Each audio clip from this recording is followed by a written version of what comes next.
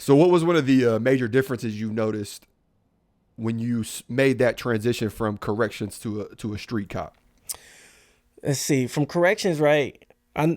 When I was on training as a street cop, right, and I get out my unit and I try to stop somebody, and he keeps walking, right?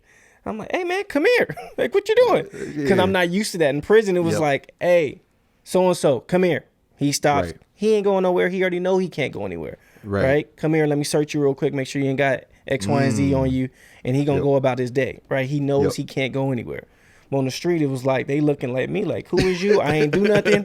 I'm gonna act like I didn't even hear you, and I'm gonna keep it moving. So that was like, what the? I'm looking at my trainer, and he like, what you gonna do? I'm like, trying to figure it all out, and then you start to figure it out, how to approach people, how to communicate, and obviously, with me working in corrections, dealing with certain type of people, your communication skills do improve, right? So you start trying to figure your whole way around it and get it going. So one of the reasons why I recruited Myles to get into law enforcement, because Myles is a people person. Like me and Myles hit it off from day one. We worked at Abercrombie Fitch, and if I didn't say that, this was my boss at Abercrombie Fitch, and I used to make him mad, bro. Like, so unorganized. Yeah. He's still unorganized. Yeah, I sure am, bro. I sure am, bro. That's my strength, bro. That's my strength is unorganization. So, anyways, like I was a visual manager. He was a store manager, and so without getting off topic, but like my job was the presentation of how the store looked, bro. Like that was my job at one point. So they would have these, what were they called again? Like a facelift? Oh, I can't remember what they were called. Where like just kind of an update. Yeah, it was like a store update where we had to update all the mannequins and stuff like that. And so it was like it would be like an overnight thing. So you would come in at night and then your team would work overnight to get it up. Bro, Myles would walk in the store in the morning, bro. Papers would be everywhere. Stuff wouldn't be upright. And then he look at me and I'm looking at him like, bro, like this look good to me, bro. He be so high, bro. I can see it, bro. And he already buff as it is, bro. But his veins would start pumping a little bit more, bro. I'm like he about to swing on me, dog. Every day I knew I had to come in and there was an update going on. I had to do a prayer before I got out my car. Bro. Because I already knew. Officer Tim is about to have my store looking a hot mess. Man. I walk in, documents everywhere. I'm like, where does this go? He's like, I think that's to that mannequin over there. So I'm like, let's walk this store, man. Let's you know what it reminds me of? It reminds you like you go to a restaurant and then you look at the menu and the food look bomb on the menu, but then when you actually get it out and you look at what you actually got, the finished product, it like this does not look like. That's what my mannequins will look like, bro. But that's what it will look like. But anyways, mannequin was not drawn to scale. But one of the things I noticed with Mason is that he had a really good ability to talk to people.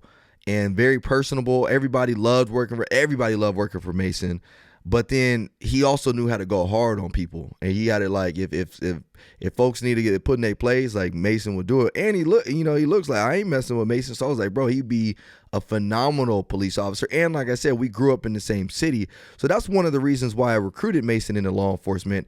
And trust me, it took years. Like I would call Myles over my house and be like, hey bro, let's talk. He come over with the wife. We supposed to be watching the movie, and the whole time I'm like, okay, so the way the 401k is set up, bro, and so pitching me every time. I'm like, dude, didn't I come over here to watch a movie? Oh man, before we watch this movie though, man. Yeah, I'm trying to tell you. Let me tell you, I be selling the wife. I be telling Kimberly to sell his wife because they friends and stuff. But I want to ask you though, what ultimately made you make the jump from corrections to law enforcement? Well, I don't want to say law enforcement because corrections is a form of law enforcement. Exactly. So what made you make the jump from being a correctional officer to a street cop? For me, it's helping people, right? Mm-hmm. So inside the institutions, right, I know who I'm dealing with. These guys' minds are pretty much made up, right? They know what they want to do. They're always trying to get over on you, right? I felt the best way to help this world is to get to the youth, right? So I'm dealing with grown men with their minds made up at this point, right? Some of them are starting to change, right? They're not everybody wants to stay in that life, right? Some of them just made honest mistakes, right? I met one guy and I'm like, dude, you just don't even fit the mold of being in prison, right? And he was like, dude, I just was drunk one night. My phone fell off my lap. I reached down on the ground, grabbed my phone. I looked up. I ran into a parked car, and two people were inside, and they got hurt. That's how I'm here, right? Wow. had a great job, honest dude, right? Things happen. So I won't say that everybody in that thing is such a violent person. A lot of them just made honest mistakes, and that's where they're at. And sometimes once they get in there, they get stuck though, because they have Right. to start choosing a side, and then then they get stuck in that life, right? And even talking to some of those guys, some of them, when they do get out, they say that's their vacation, but they got to go back home, and home is prison. Wow. Right. And have you ever seen it to where they'll actually do stuff on purpose just to go back? Yeah, and I'll see them like 3 months later. I'm like, didn't you get out on parole? Like, yeah, man, it was fun, man, but it's time to come back home. And I'm like, That's crazy. I'm like, Yeah. mind boggled. Like, are you serious right now?